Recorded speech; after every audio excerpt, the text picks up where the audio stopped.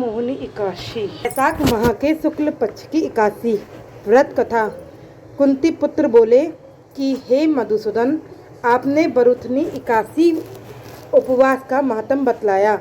अब आप वैशाख माह की शुक्ल पक्ष की एकादशी उपवास की विधि, उसका नाम तथा उससे मिलने वाले पुण्य के बारे में बतलाएं। मैं यह जानने के लिए अति उत्सुक हूँ। मधुसूदन ने कहा, हे कुंती पुत्र, अब मैं तुम्हें अति प्राचीन कथा सुनाता हूँ। यह कथा ऋषिराज वशिष्ठ जी ने स्वयं सीतापति श्री राम जी को सुनाई थी। राम जी बोले, हे ऋषिराज, अब आप किसी ऐसी एकादशी के बारे में बतलाएं जो पापों और दुखों को हरने वाली हो, क्योंकि मैंने जनक नंदिनी सीता जी के वियोग में अनेक दुख भोगे हैं। महर्षि वशिष्ठ जी ने कहा, हे राम, आप अत्यंत मेधावी व शुद्ध हैं। आपके मात्र नाम उच्चारण से ही प्राणी मात्र पवित्र हो जाते हैं तथा आपका प्रश्न जनहित के लिए समय अनुकूल है। वैशाख माह के शुक्ल पक्ष में जो एकादशी होती है, उस एकादशी का नाम मोहिनी एकादशी है। इसके उपवास के प्रभाव से मनुष्य के समस्त पाप तथा बाधाएं हट जाती हैं तथा मनुष्य मोह माया के जाल से छूट जाता है। अतः हे राम, इस एकादशी का व्रत दुखी मनुष्य को अवश्य ही करना चाहिए। अब आप इसकी एक प्राचीन कथा ध्यानपूर्वक सुने। बहुत पहले एक भद्रावती नाम की नगरी सरस्वती नदी के तट पर बसी थी, जहाँ पर सोमवंश के राजा घृतमान का शासन था। वह नगरी धन धान्य से परिपूर्ण थी। वहाँ के निवासी भी धर्मवान व शांति प्रिय थे।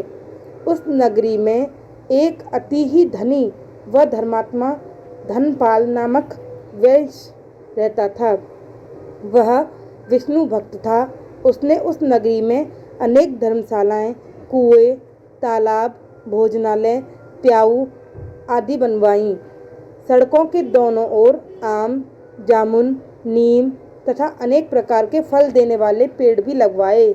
उस धनी वैश्य के 5 पुत्र थे, परंतु उसका ज्येष्ठ पुत्र अत्यंत पापी, दुष्ट प्रकृति का, वेश्यागामी, गुंडा, जुआ खेलने वाला तथा पर स्त्रीगामी था। देव तथा पितरों को नहीं मानता था। अपने पिता के धन का अपव्यय करने वाला था। वह शराब भी पीता था और मांसाहारी भी था। इसकी नीच प्रकृति से विरक्त हुए उसके पिता परिवारजनों ने उसे घर से निकाल दिया। वह उसके समस्त संबंधियों और कुटुंबियों ने भी उससे नाता तोड़ लिया।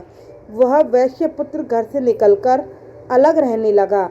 उसने अपने सारे वस्त्र, आभूषण आदि बेच दिए और सारा धन दुष्ट कर्मों में लिप्त रहते हुए नष्ट कर दिया। धन नष्ट हो जाने पर वेश्याओं ने भी उसका साथ छोड़ दिया। अब वह भूख प्यास से दुखी हो इधर उधर भटकने लगा। अब वह रात्रि को नगरी में चोरी करता था। एक दिन वह चोरी करते हुए नगर के सिपाहियों द्वारा पकड़ लिया गया, परंतु अपने पिता के सुप्रभाव तथा मान के कारण छोड़ दिया गया। वह दूसरी बार फिर पकड़ा गया तो फिर छोड़ दिया गया। तीसरी बार पकड़े जाने पर उसे बंदी बना लिया गया। जेल में उसे अनेक यातनाएं दी गईं और उसे फिर नगर से बाहर निकाल दिया गया। वह जंगल में रहकर मांसाहारी बन गया तथा पशु पक्षियों को मारकर खाने लगा। अब वह शिकारी बनकर धनुष बाण से जानवरों और पक्षियों को मार मार कर खाने लगा। एक दिवस वह पापी भूख प्यास से बेचैन हो शिकार की खोज में वन में इधर उधर भटकते हुए कौटिन्य ऋषि के आश्रम में जा पहुंचा। उस समय वैशाख माह का शुक्ल पक्ष चल रहा था।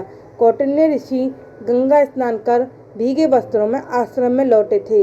उनके भीगे वस्त्रों से जल के कुछ छींटे उस दुष्ट बुद्धि वाले पापी की देह पर पड़ने से उसे कुछ सद्बुद्धि आई, तो वह ऋषिराज के पास जाकर बोला, हे ऋषिराज, मैंने अपने जीवन में अनेक दुष्ट कर्म व पाप किए हैं।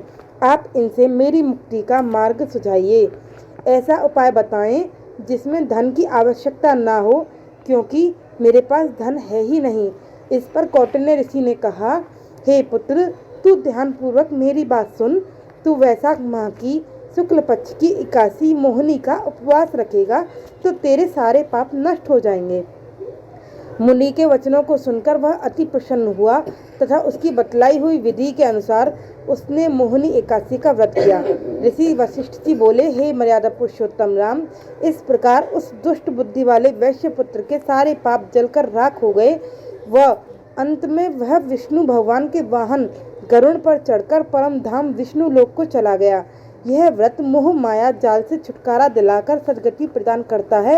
इस 81 उपवास के पुण्य प्रभाव से जो पुण्य मिलता है वह 1000 गौ दान के पुण्य के बराबर होता है। कृष्ण हरे कृष्णा कृष्ण कृष्ण हरे हरे हरे